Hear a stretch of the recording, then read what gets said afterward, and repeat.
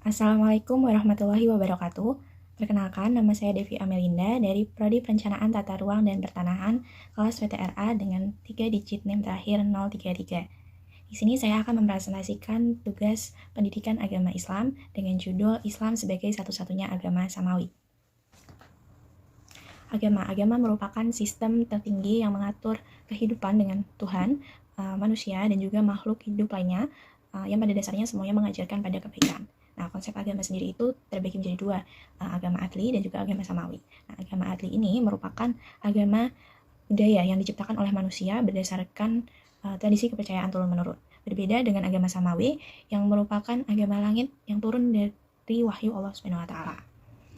Nah, konsep keagamaan ini berkaitan juga dengan konsep ketuhanan yang berdasarkan teori evolusionisme yang dicetuskan oleh beberapa tokoh dari barat, yaitu ada Max Muller, E.P. Taylor, Robertson, dan lain-lain.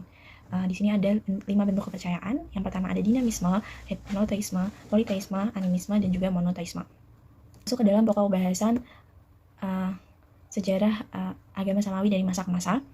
Agama samawi itu pada awalnya terdapat 3. Yang pertama ada agama Yahudi yang diwahyukan kepada Nabi Musa.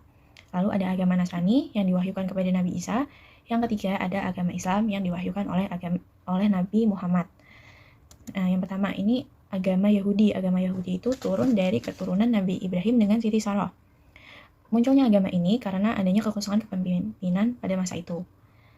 Nah, Bani Israel setelah beberapa nabi muncul, banyak nabi yang ingin mengarahkan Bani Israel kepada jalan Allah yang benar, tetapi Bani Israel menolaknya dan menemukan adanya korban, yaitu Nabi Zakaria dan juga Nabi Yahya yang dibunuh. Begitu pula dengan Nabi Isa yang ingin mengarahkan Bani Israel kepada jalan yang benar, tetapi ditolak. Tetapi dengan kehendak Allah, Nabi Isa diangkat ke langit dan digantikan oleh Yudas Iskariot yang akhirnya disalib oleh Bani Israel. Nah, berlanjut ke masa Konstantinus, dengan Ratu Helena, mereka memunculkan agama Nasrani yang menganggap bahwa Yesus atau Yudas Iskariot sebagai Tuhan, yang mereka anggap itu sebagai Nabi Isa. Nah, pada masa tersebut mulailah muncul keraguan, siapa Tuhan sebelum agama Nasrani itu muncul. Lalu muncullah agama Protestan yang menganggap bahwa Yudas Iskariot atau Yesus tersebut adalah anak dari Tuhan. Sedangkan dari keturunan Nabi Ibrahim dengan Siti Hajar, ada Nabi Ismail berlanjut sampai ke Nabi Muhammad. Nah, Nabi Muhammad ini diangkat menjadi nabi pada umur 40 tahun. Sehingga Nabi Muhammad ini hanya meneruskan dan menyempurnakan agama Islam yang terdahulu. Karena sesungguhnya ajaran agama dari Allah itu yang disampaikan oleh para rasul hanya satu, yaitu tentang mengesahkan Allah dan berserah diri kepada Allah.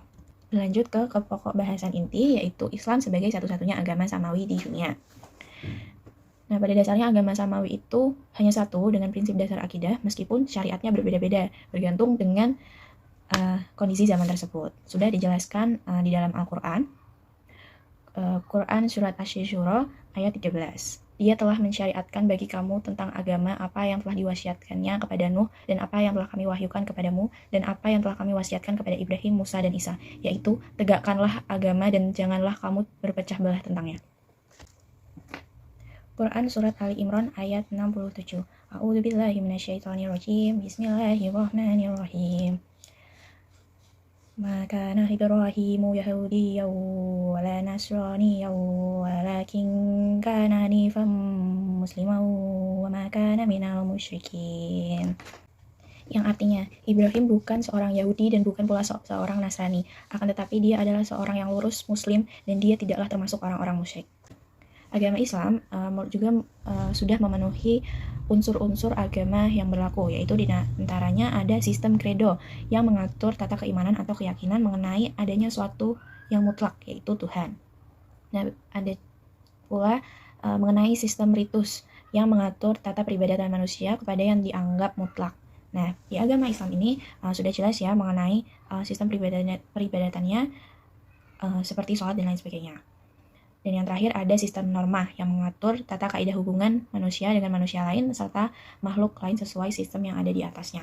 Agama Islam juga merupakan agama yang universal. Artinya agama Islam itu mengikuti perkembangan zaman untuk dapat memenuhi tuntutan kehidupan manusia dimanapun dan kapanpun. Karena agama Islam itu merupakan pedoman hidup baik di dunia maupun di akhirat. Dalam hidup di dunia, pastinya setiap manusia itu mengharapkan kehidupan yang damai.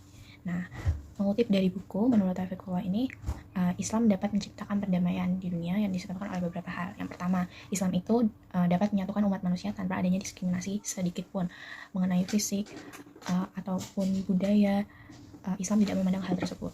Lalu yang kedua ada melalui pengintegrasikan akal, wahyu, serta alam. Islam itu mengajak umatnya untuk membudayakan alam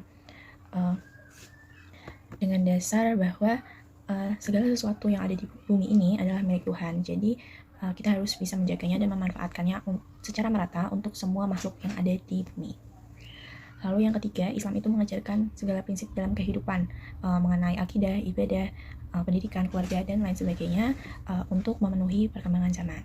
Dan yang keempat, ajaran Islam itu juga dapat dibuktikan keasliannya secara ilmiah yang datang dari Allah. Dan yang terakhir, Islam itu juga mengajarkan manusia untuk berjuang dalam menjalani kehidupan amanah dari Tuhan dengan dasar untuk terus berjuang dan berserah diri kepada Allah Subhanahu wa taala. Selanjutnya mengenai kitab suci agama Islam yaitu Al-Qur'an yang diwahyukan oleh Allah Subhanahu wa taala kepada Nabi Muhammad SAW. Kandungannya itu ada yang bersifat global, ada yang terperinci. Nah, yang terperinci itu biasanya berkaitan dengan ibadah. Nah, maka dari itu, dari sifat global itu diperlukan ilmu tafsir Al-Qur'an yang baik. Dalam penafsirannya, Al-Qur'an ini bersifat fleksibel, mengikuti perkembangan zaman, sehingga penafsiran itu dilakukan secara terus-menerus, tidak pernah berakhir. Nah, kitab suci Al-Qur'an itu juga merupakan satu-satunya kitab yang bahasanya tidak boleh berubah. Jadi harus dalam bahasa Arab. Jika ingin menambahkan terjemahan lain dalam bahasa lain, bahasa Arabnya harus tetap ada, tidak boleh hilang. Itulah penjelasan mengenai agama Islam sebagai satu-satunya agama samawi yang ada di dunia. Lalu bagaimana dengan agama Yahudi dan agama Nasrani yang muncul terlebih dahulu? Apakah itu merupakan agama samawi atau bukan?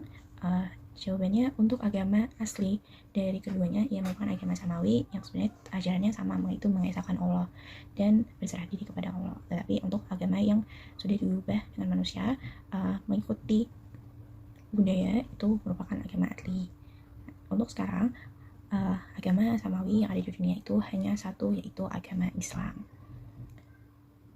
Sekian yang dapat saya sampaikan, kurang lebihnya mohon maaf. Wassalamualaikum warahmatullahi wabarakatuh.